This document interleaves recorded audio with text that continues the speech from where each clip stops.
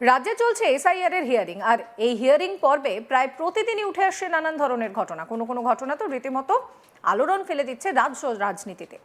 বিভিন্ন জায়গায় বিএলওরা বিক্ষোভ দেখাচ্ছেন। এরই মাঝে বড় খবর সামনে এসেছে। বীরভূমের বোলপুর শ্রীনিকেতন বিডিও দপ্তরে বিএলও অধিকার রক্ষা কমিটির তরফে সমবেতভাবে দেওয়া হলো ইস্তফা দেওয়া বিএলওদের তরফে কমিশনের বিরুদ্ধে অভিযোগ তোলা হয়েছে। তাদের দাবি, এসআইআর এর হিয়ারিং এর নোটিশ যখন সাধারণ মানুষকে তাড়া দিতে যাচ্ছেন তখন তাদেরকেই প্রশ্নের সম্মুখীন হতে হচ্ছে। এক্ষেত্রে সাধারণ মানুষের পাশাপাশি বিএলওদের হেনস্থার শিকার হতে হচ্ছে বলে অভিযোগ করছেন তারা। শরৎচন্দ্র সাহা, ইস্তফা দেওয়া বিএলও, কি বলছেন শোনাবো। প্রধান কারণ হচ্ছে যে আমরা কেউই এসআইআর বিরোধী নয়, এসআইআর করবো না একথা বলিনি। আমাদেরকে প্রথমে লাইটভাবে এসআইআরটা শুরু হয়েছিল। আপনারা প্রত্যেকেই জানেন যে বিএলওদের কাজ বলা হয়েছিল এনুমারেশন ফর্ম ডিস্ট্রিবিউট করা এবং সেগুলো কালেক্ট করা, যার জন্য প্রত্যেক বিএলও 3 বার পর্যন্ত একটা বাড়িতে যেতে পারে। সেই নির্দেশ মতো আমরা এনুমারেশন ফর্ম ডিস্ট্রিবিউট করেছি এবং কালেক্ট করেছি। তারপর হঠাৎ করে রাতারাতি নির্দেশ চলে এলো সেগুলো ডিজিটাইজ করতে হবে। তো ডিজিটাইজ সেও আমরা রাতকে দিন করে আমরা ডিজিটাইজ করেছি। করার পরে আমরা মনে করলাম হয়তো এখানে শেষ। তারপর লজিক্যাল প্রথমে ভেরিফাই এলো। ভেরিফাই অপশানে গিয়ে সেখানে নো অ্যাকশন রিকোয়ার্ড করতে বললো, আমরা করেছি। সেগুলো করার পরে আমরা দেখতে পেলাম হঠাৎ করে আবার লজিক্যাল ডিসক্রিপেন্সি বলে চলে এসছে। যেগুলো বলা হলো আমাদেরকে যে এগুলো ডকুমেন্টস কালেক্ট করুন, আমার এসেছিলো প্রথমে 350, ভেরিফাই করেছিলাম। তারপর 218 এলো। 218টা ডকুমেন্টস জোগাড় করেছি। জোগাড় করার পর আমি দেখছি যখন আপলোড করতে যাচ্ছি তখন দেখছি যে সেগুলো কিছু উড়ে গেছে, কিছু আছে। এবার ডকুমেন্টস আপলোড করার পরে সেগুলো গ্রিন হয়েছে। তারপর থেকে আবার সেগুলো আবার হিয়ারিংয়ে চলে এসেছে। হেনস্থা করা হচ্ছে আপনাদের? হ্যাঁ, অবশ্যই হেনস্থা করা হচ্ছে। কোনো নির্দিষ্ট গাইডলাইন নেই। আজকে কি করতেছেন এখানে? আজকে আমরা ডেপুটেশন দিতে এসেছি, কেননা আমাদের বিশ্বাসযোগ্যতা, আমরা একজন টিচার, সেই স্কুলে পড়াই, সেই গার্জেনদেরও হয়তো এখানে হিয়ারিং এসছে, আমাদের বিশ্বাসযোগ্যতা একদম তাদের কাছে হারিয়ে গেছে। আমরা জনগণ আর ইসিআইয়ের মাঝখানে পড়ে পেশা যাচ্ছি। এখন কথা হচ্ছে, কতজন এসেছেন আপনারা? আমরা মোটামুটি 150 জন এখানে আপাতত আছি। কিছু আমরা কাজ বন্ধ রাখিনি, কারণ আমরা তো এসআইয়ের বিরোধী নয়।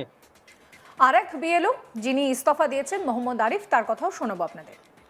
প্রোটেকশন দিতে এসেছি, সমবেতভাবে ইস্তফা দিতে এসেছি। কারণ ইলেকশন কমিশন যে কাজটা করছে এখন, সেটা লজিক্যাল ডিসক্রিপেন্সিস নাম দিয়ে ইললজিক্যাল ডিসক্রিপেন্সিস কাজ করছে। কারণ হচ্ছে, আপনি যদি লক্ষ্য করবেন, আমার পার্টের কথা যদি আমি বলি, তাহলে বাউরি বানানটা BAURI লেখে।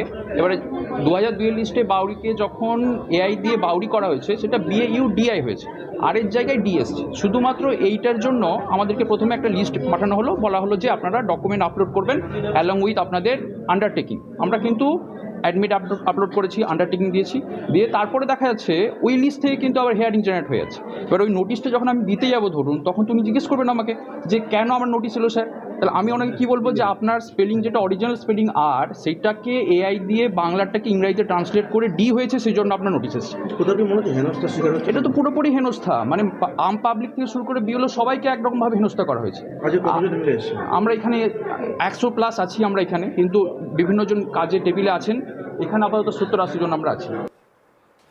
উল্লেখ্য, বিএলওদের প্রশংসা করে পশ্চিমবঙ্গ নির্বাচন কমিশন তাদের অফিসিয়াল সোশ্যাল মিডিয়ায় একটি পোস্ট করেছিল। তাতে লেখা ছিল, বীরভূম জেলার 286 এবং 287 বিধানসভা কেন্দ্রের অধীনে বোলপুর শান্তিনিকেতন ব্লকের বিভিন্ন এলাকায় বিএলওদের তাদের নিজ নিজ এলাকার 100% ইএফ ডিজিটাইজেশনের কাজ সম্পূর্ণ করার জন্য ইআরওর পক্ষ থেকে সংবর্ধিত করা হচ্ছে। উল্লেখ্য, এর আগে রাজ্যের বিরোধী দলনেতা শুভেন্দু অধিকারীকেও বলতে শোনা গিয়েছিল রাজ্য সরকার অসহযোগিতা করছে, তাই বিএলওদের কাজের চাপ বাড়ছে। একটা এন্ট্রি করতে 20 মিনিট সময় লাগে। রাজ্য সরকার এসআইআর বিরোধী। বিহারে 1000 ডাটা এন্ট্রি অপারেটর নেওয়া হয়েছিল 4 মাসের জন্য, আর এখানে কোনো রকমভাবে সেই কাজ করা হয়নি, যদিও প্রপোজাল পাঠানো হয়েছিল। তার জন্য বিএলওরা অসুবিধায় পড়েছেন। তিনি আরও বলেন যে আমাদের বিজেপির কোনো অসুবিধে নেই, কোনো তাড়াহুড়োও নেই। ভোট না হলে 5ই মে রাষ্ট্রপতির শাসন কাউকে চাইতে হবে না, সংবিধান অনুযায়ী হয়ে যাবে। তাই নির্বাচন কমিশনের পাশাপাশি তৃণমূল পরিচালিত রাজ্য সরকারের বেশি দায় বিজেপির কিছু নেই। আর এখান থেকেই অনেকের প্রশ্ন যে তাহলে কেন বিএলওরা ইস্তফা দিচ্ছেন। কি বলছেন আমার কলিগ শান্তনু হাজরা, তার রিপোর্টে দেখাবো। 2026-এ বঙ্গে বিধানসভা নির্বাচন, আর এই নির্বাচন প্রক্রিয়ার আগেই সম্পূর্ণ হয়েছে এসআইআর প্রক্রিয়া। আর এসআইআর প্রক্রিয়া করতে গিয়েই দেখা যাচ্ছে রাজ্য রাজনীতিতে পারোত্তুঙ্গে শাসক বানান কেন্দ্রীয় যে সরকার ভারতীয় জনতা পার্টি, তাদেরকে কিন্তু রীতিমতোই কটাক্ষ আক্রমণ করছে একাধিকবার। অন্যদিকে এই সুরেই সুর মিলিয়েছে বাম, কংগ্রেস, অন্যান্য যে বিজেপি বিরোধী যে রাজনৈতিক সংগঠনগুলি রয়েছে তারাও।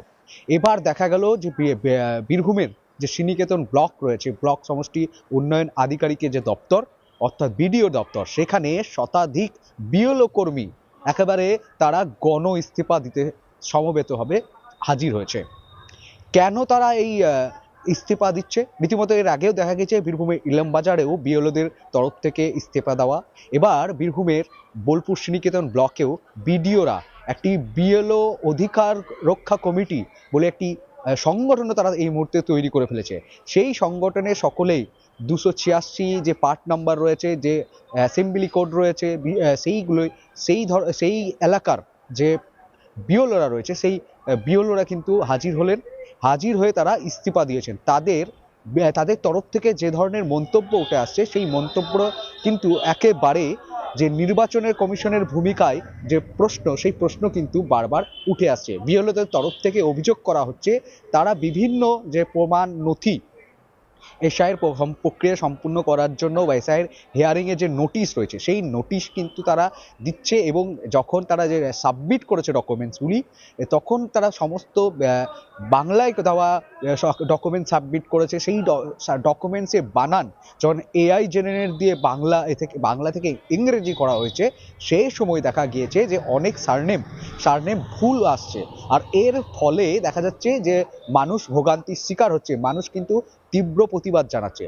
বিএলওরা বলছে যে সাধারণ মানুষকে যে এসআইআর হিয়ারিং এর নোটিশ রয়েছে, সেই নোটিশ যখন হাতে আমরা ধরাতে যাচ্ছি, তখন এই ধরনের ছোট ছোট বানানের সারনেমের ভুলের কারণে আমাদেরকে কিন্তু রীতিমতোই কটাক্ষ আক্রমণ করছে, তীব্র উত্তেজনা সৃষ্টি হচ্ছে।